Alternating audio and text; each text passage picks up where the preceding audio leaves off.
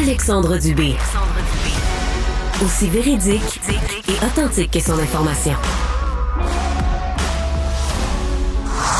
J'ai une question pour vous deux. Benoît Dutrisac. Je suis là pour aider. Qu'est-ce qu'ils veulent, Mario? Mario Dumont. Une réduction de la tâche puis une augmentation de salaire.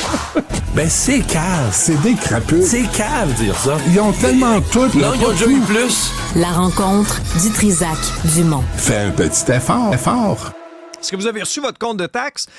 Si c'est pas fait, ce sera probablement fait au cours des prochains jours. Ça va rentrer dans votre boîte aux lettres. Il y avait un dossier hyper intéressant dans le journal sur les villes où les augmentations sont le plus élevées, alors que d'autres municipalités sont allées pour une augmentation beaucoup moins élevée. On s'aperçoit, Benoît, Mario, bonjour à vous deux. Bonjour. On s'aperçoit quand on regarde, Mario, le portrait de la situation, il y a l'inflation, il y a des villes qui sont allées bien au-delà de l'inflation, Ben oui. puis il y a des villes qui jouent aussi sur les chiffres en disant « Ah, on vous augmente pas tant le pourcentage de taxes municipales, mais regardez comme il faut votre rôle d'évaluation, vous allez faire une surprise. Vous allez faire un bond, puis vous allez avoir une surprise. La valeur de votre maison a bondi considérablement. » Mais il y en a qui sont à quasiment 2 fois l'inflation, là. Je veux dire, c'est... bon, je sais, les villes, on connaît l'histoire, là, tu sais, les villes vont dire, nos coûts augmentent, nous autres aussi, on subit l'inflation. C'est une évidence que c'est vrai. Mais je sais pas, les efforts réels de réduction de dépenses, là. Tu sais, moi, je trouve que... Puis les villes sont vite à se retourner vers les autres gouvernements, puis dire au gouvernement du Québec que ça nous prendrait plus d'argent pour ceci, cela. Mais il y a un effort de resserrement des dépenses, de réduction de dépenses qui est pas là. Les municipalités, d'ailleurs, payent leurs employés 20-25% plus cher que les autres niveaux de gouvernement. Là, c'est les employés municipaux qui sont payés le salaire le plus élevé. Dans beaucoup de cas, le salaire a encore augmenté parce qu'ils leur ont donné, la semaine de 4 jours, toutes sortes d'avantages. On coupe pas le salaire, mais on coupe les heures travaillées. Mais ça... faut toujours se souvenir, à moi, c'est une vieille marotte que j'ai. Tu sais que le Québec, on est encore un peuple de locataires. Hein? Si tu prends la moyenne canadienne, là, on est 10% moins de propriétaires que la moyenne canadienne. Puis ça a augmenté au Québec, mais ça a augmenté dans les autres provinces aussi. De telle sorte qu'on reste toujours 10% en arrière. Alors, à chaque fois qu'on vient, là, il y a eu les taux d'intérêt sont pareils à travers le Canada, mais à chaque fois qu'on vient alourdir le champ foncier, les taxes municipales, on vient compliquer la vie des jeunes ménages ou des gens qui sont un peu plus limites financièrement pour franchir cette étape de devenir propriétaire et de bâtir un patrimoine, tu sais. Benoît, si tu rentré, toi? Ton compte de Tous taxes? des incompétents. Pas compliqué. Pierre Poilievre l'a dit. C'est tous des incompétents. Croque d'une pomme. En croquant une pomme. Ça a augmenté partout. Moi, je viens de déménager et je vais vous dire une chose, la taxe, tu sais, dans la même municipalité, taxe de bienvenue pareil. Tu déménages dans la même ville, mais on t'envoie une facture et pas salée à peu près. Tu vas avoir une grosse année, toi, là. Non, mais je pense aux jeunes ménages, là, qui déménagent, qui payent, le déménagement coûte cher, peinturer, s'installer. Ajoute à ça, en plus, la taxe de bienvenue pour 0 service additionnel. Fuck. Zéro, là. Mais tu sais pourquoi que c'est officiellement, là? Le service que ça te donne, la taxe de bienvenue, ça a été pensé où c'est comme, toi, là, Benoît Dutrisac, tu changes d'adresse. Donc, dans les registres de la ville, les registres informatiques, faut aller... Imagine aujourd'hui, avec les moyens informatiques, les moyens technologiques, un changement qui doit prendre un employé 2-3 minutes, puis c'est des milliers de dollars, c'est comme... ça fait cher de l'heure, là. Des dizaines de milliers de dollars. Il y a ça, il y a la réduction de service. On est allé chez des amis à Montréal en fin de semaine. Ils ramassent les vidanges aux 2 semaines, ça se peut-tu? Les rues mal déblayées dans le coin d'Anjou. C'était des bancs de neige encore. Je veux dire, c'est quand la dernière tempête? C'est ça, c'est notre amie Madame Plante. Je veux dire, c'est le taux d'imposition, le niveau de taxe ne correspond pas au service rendu. Ça n'a plus de sens. Mais à qui tu te plains? Qu'est-ce que fait le citoyen moyen? Il fait quoi? Tu peux contester ton rôle d'évaluation, entre autres. Ouais. Ça veut pas dire que tu vas avoir gain de cause. Bonne chance. Oui, T'as-tu autre chose à faire dans la vie, toi? Que de contester, puis de commencer, puis là, tu te présentes, puis tu rates, tu manques de la job pour aller... Voyons, ça n'a pas de sens. Fait qu'ils nous tiennent par là où ça pend, puis t'as pas ben méchant. T'as pas le choix, faut que tu gères avec. Mais effectivement, qu'est-ce que les municipalités font pour réduire les coûts? Mario l'a dit, là, moi, vouloir être fonctionnaire dans la vie, là, c'est au niveau municipal, je le serais. Il me semble que t'aurais fait un bon fonctionnaire. Ouais, j'ai failli l'être, j'ai travaillé comme facteur. Non, j'ai travaillé comme facteur. Et ça m'a tenté. Ah oui, j'écrivais mes livres. Je me levais à 4 heures du matin. J'allais faire ma run de facteur, puis j'arrivais chez nous. Après, je dînais, puis j'écrivais mes livres. Fait que, tu sais, à un moment donné, ça peut être utile. C'est des beaux métiers, c'est des belles jobs. Mais à un moment donné, capacité de payer encore une fois. Là. Ouais, on parle souvent aussi d'espèces d'écart, d'espèces de, moi j'appelle ça un peu une injustice générationnelle pour des gens aussi là, d'à peu près mon âge, là, dans la trentaine, pour l'accès à la propriété. Moi je raconte une anecdote, là, moi, je me suis fait construire dans le Nord. Puis l'année passée, j'avais, taxe de bienvenue, à retardement un petit peu, le rattrapage de 2 ans de taxes parce qu'initialement c'était juste sur le terrain. Je vais regarder ma job la fin de semaine pour payer ça. C'est ça, après ça, on se demande pourquoi je travaille autant. Non, mais c'est ça. Puis cette année, Mario, tu sais, moi je le vis, moi, ça. Là, au niveau du rôle d'évaluation, il y a tout un bond de la valeur. Alors, tu sais, on espère... Alors, plus oui, on se défend de dire, regarde, on est raisonnable. Le prêt hypothécaire qui a augmenté, nous, on vient de renouveler, c'est à 7 7 Sacramouille. Les banques font pas pitié. Là. Ah, non. Mais Alexandre, ce que tu dis, souvent, quand la valeur augmente de la propriété, la ville va baisser le taux. Là, Quand on dit augmentation des taxes dans le journal en fin de semaine, c'est vraiment l'augmentation de la facture. Dans certains cas, les gens vont dire, la ville va dire le taux a baissé un peu. Oui, je comprends, le taux a baissé, mais sur des propriétés qui valent bien plus. C'est l'augmentation réelle de la facture qui est calculée par le journal. Mais là où Benoît amène un point, c'est que la taxe de bienvenue, elle, est jamais adaptée. Donc, la valeur, l'augmentation, mettons, disons, la dernière décennie, prenons ça de même, l'augmentation de la valeur des maisons, ça a doublé depuis une décennie. La maison qui se vendait 400 000 se vend 800 000. Ouais. La taxe de bienvenue, elle, contrairement à la taxe foncière, ils n'ont jamais ajusté le taux. C'est des taux fixés là, à 0,5 sur le premier, puis d'un après, en fonction des tranches, Fait que la même maison, elle là, qui te rapportait, je sais pas, ma taxe de bienvenue, 4 000, elle est rendue à 8 000. Fait que dans les villes, ça, c'en est-tu de l'argent qui rentre? Puis l'inscription, je reviens avec l'administration d'un changement d'adresse, ça n'a pas augmenté de prix. Là. C'est de l'argent pur qui rentre pour aucun service qui rentre dans les villes. Là. Peux-tu avoir au moins une bouteille de mousseux à la porte, là, tu sais, quand tu payes? Pas de la piquette, là, quelque chose de bon, là. Non, même la piquette, c'est déjà ce qui compte, là. Tu sais, une boîte de chocolat, Laura Secor fait quelque chose, sacrément, mais t'as rien en retour.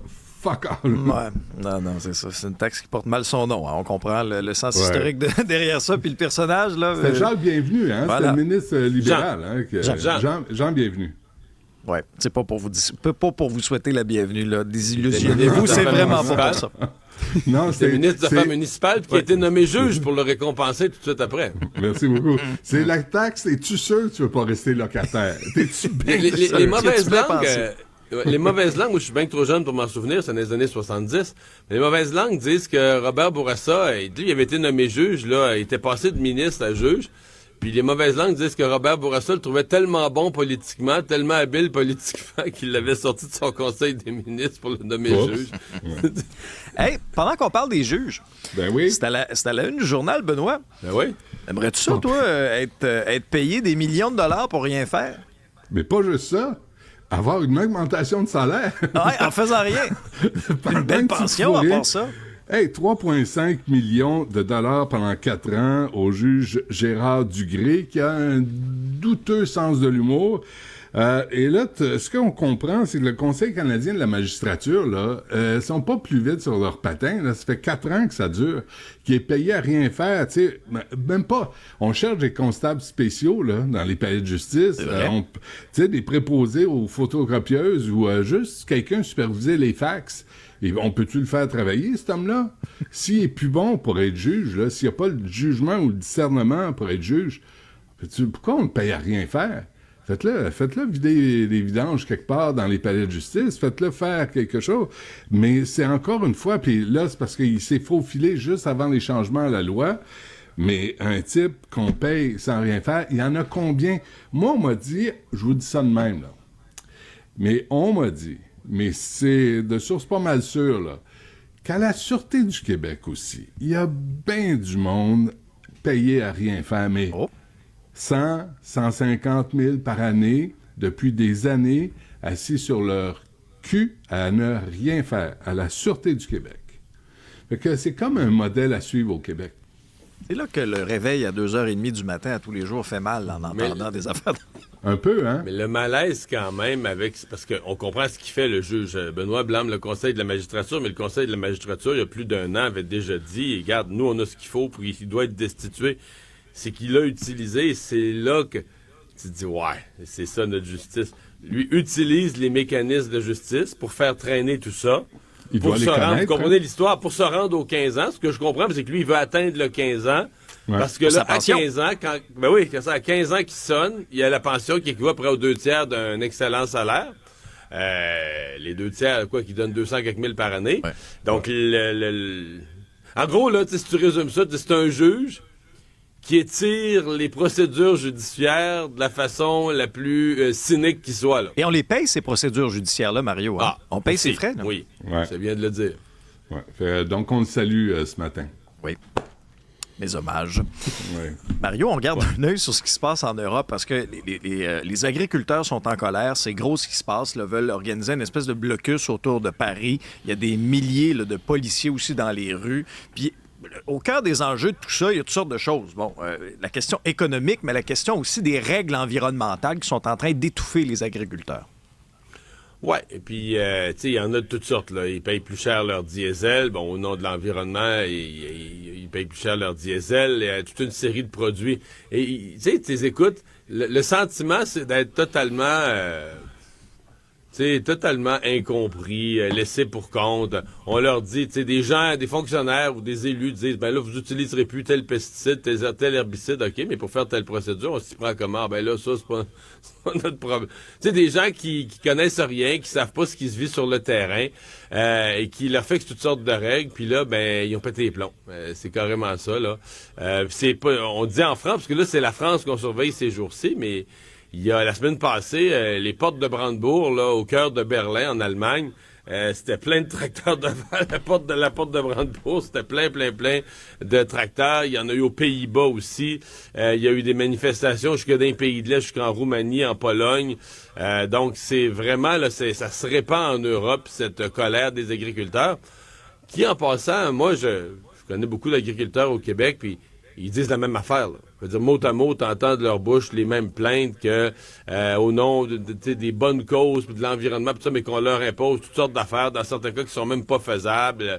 On leur dit, mais là, telle portion de ta terre, tu l'utiliseras plus, OK, mais les revenus qui en émanaient, qui me rembourse, qui me repaye, moi, je peux plus cultiver ma terre. On entend le même genre de plainte, là. Oui. Puis moi, j'en connais pas autant, mais j'en ai croisé, j'en ai interviewé. Puis la présence, je me souviens d'un reportage au Frontières, on avait fait sur la présence nécessaire des agriculteurs 24/24, des gens qui ont subi, tu sais, un suicide dans la famille.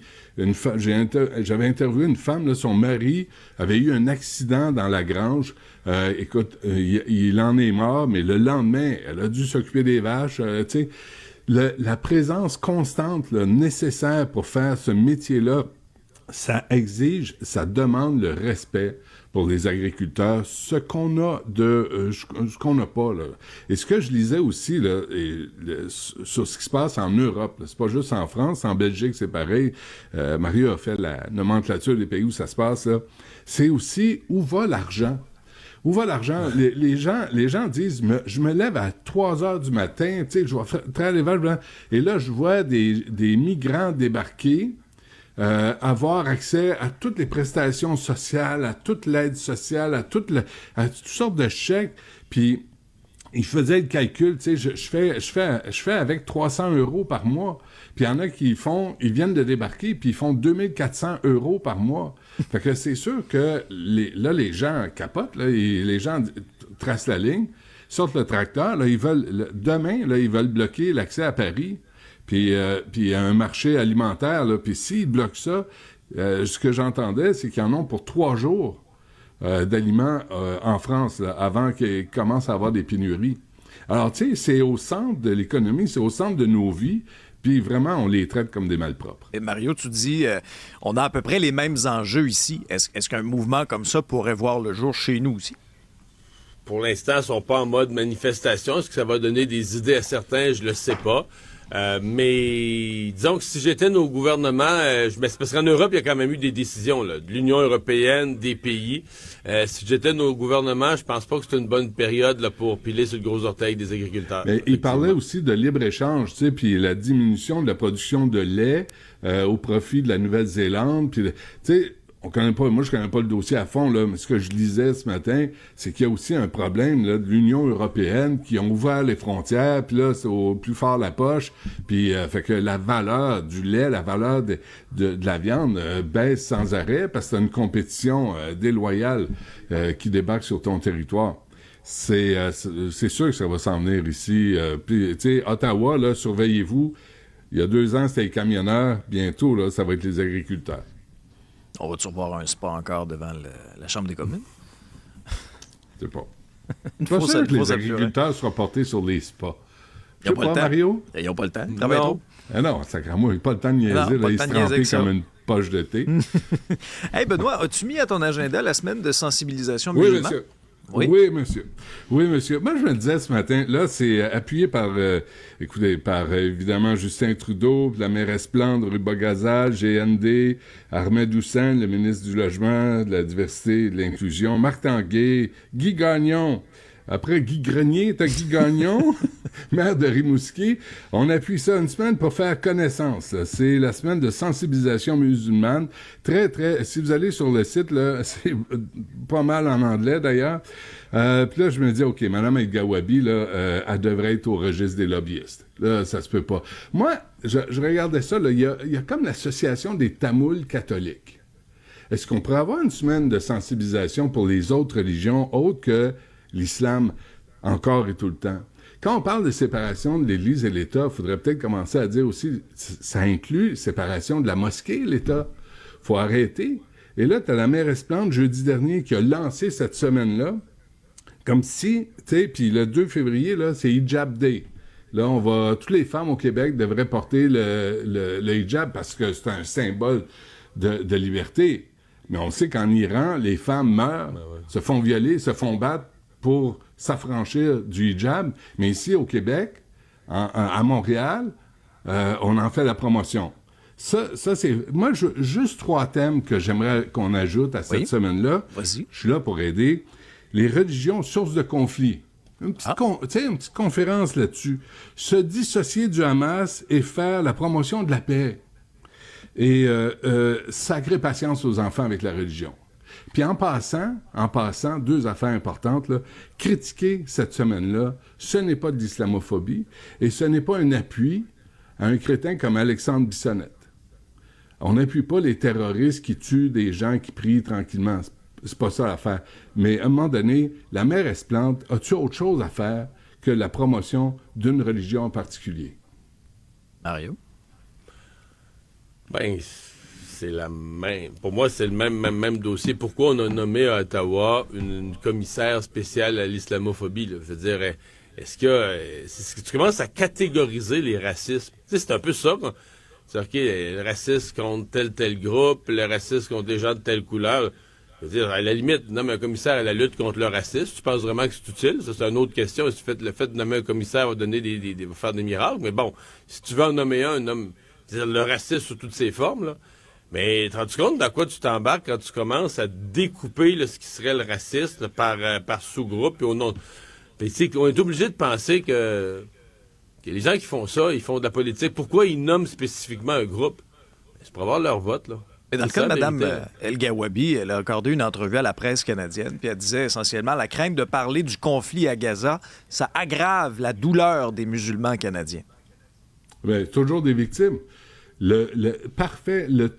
La fonction, la stratégie, là, c'est présentez-vous, on va vous convaincre que vous êtes des victimes, que la société d'accueil ne veut pas de vous, et vous allez vous replier sur votre communauté, et ceux qui sont à la tête de cette communauté-là vont obtenir davantage de pouvoir. Puis ils vont aller exiger des semaines comme ça, des programmes spéciaux, du financement spéciaux, des écoles spéciales, parce qu'on est des victimes. C'est pas juste au Québec là, qu'on fait ça, là. C'est partout. Partout. En Australie, en Nouvelle-Zélande, en Europe, partout. C'est toujours l'islam qui est une religion pour les victimes. Faut arrêter avec ça.